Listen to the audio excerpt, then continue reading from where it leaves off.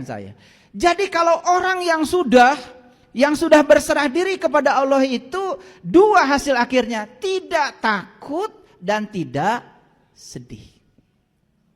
Tidak khawatir dan tidak berduka cita. Mari kita lihat dulu sekarang. Kapan seseorang itu takut?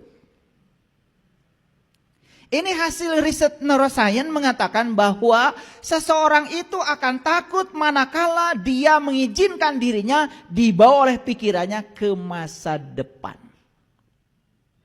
Kita buktikan sekarang. Kita bernapas sekarang? Bernapas. Ada duit ya di kantong? Pasti ada. Pasti ada. Saya tahu gak usah bohong. Ya, beras di rumah ada? Ada. Makanan di rumah? Ada. Sekarang coba memikirkan besok. Memikirkan lusa, memikirkan yang akan datang. Pasti kalian akan takut. Padahal faktanya hari ini kita baik-baik saja. Jadi sebetulnya takut itu terjadi pada diri kita manakala kita mengizinkan diri kita dibawa oleh pikiran palsu kita ke masa depan. Clear? Jadi takut berasal dari mana kalau begitu? Dari kenyataan atau dari ilusi pikiran?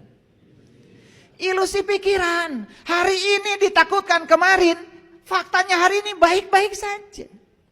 Nih saya kasih tahu ya. Hari ini itu kemarin ditakutkan oleh kalian.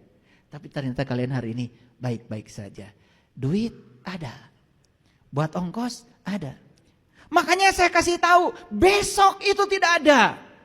Untuk membuktikan besok tidak ada, maka naik angkot. Ada tulisan di angkot, hari ini bayar, besok gratis. Besok naik angkot lagi, bayar?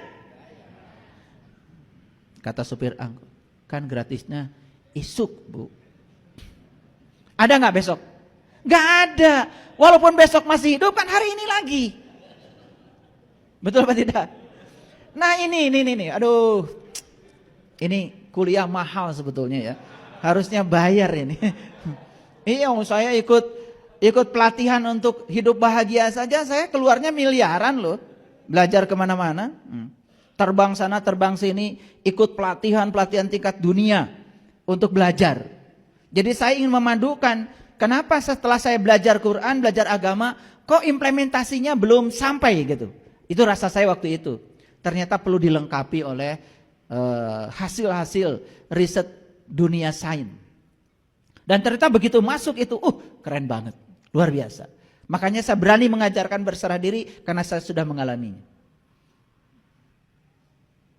Nah, jadi kalau orang sudah berserah diri secara total, bala man aslama wajhahu lillah wa huwa muhsinun falahu ajruhu inda rabbihi wala khaufun alaihim walahum yazanun.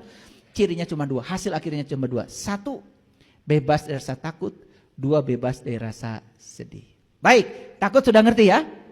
Jadi takut itu berasal dari mana? Ilusi pikiran.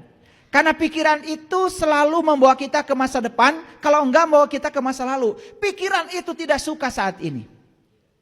Jadi sebetulnya orang yang selalu takut dan sedih hidupnya karena dia kurang kunjungan ke saat ini.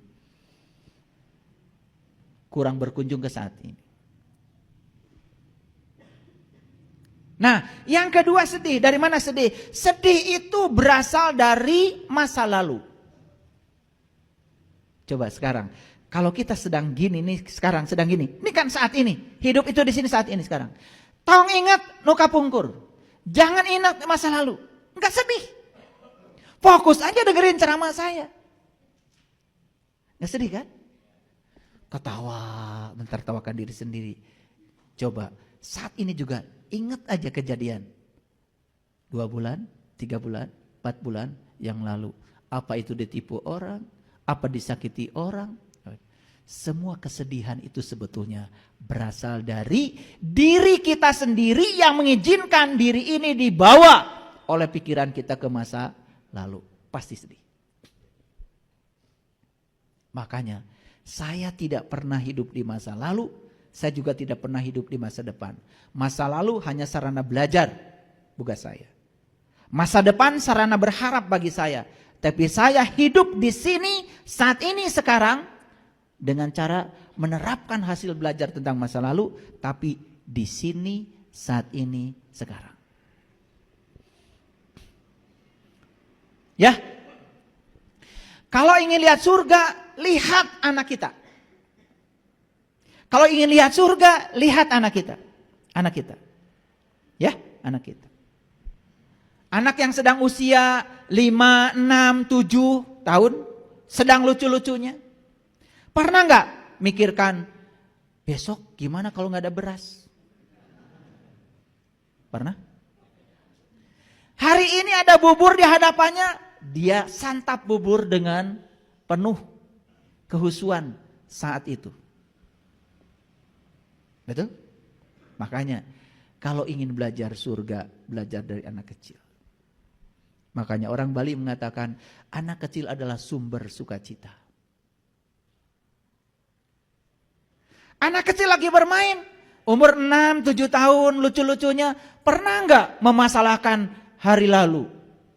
Nggak pernah. Jadwalnya ulin we. Makanya mohon maaf ya, saya menyitir salah satu pernyataan dalam Alkitab. Di situ dikatakan, kamu tidak akan pernah bisa merasakan kerajaan surga kecuali kamu sudah bisa menjadi anak kecil kembali. Jadi kerajaan surga itu hanya bisa dinikmati kalau kita sudah menjadi anak kecil. Apa ciri anak kecil? 2, 1 polos, 2 lugu, dan apa adanya. Anak kecil berantem saat itu juga langsung pelukan dan main lagi, nggak kayak kalian. Betul nggak? Iya. 10 tahun habis berantem masih ingat aja terus. Makanya wajahnya kayak gini, bopeng-bopeng.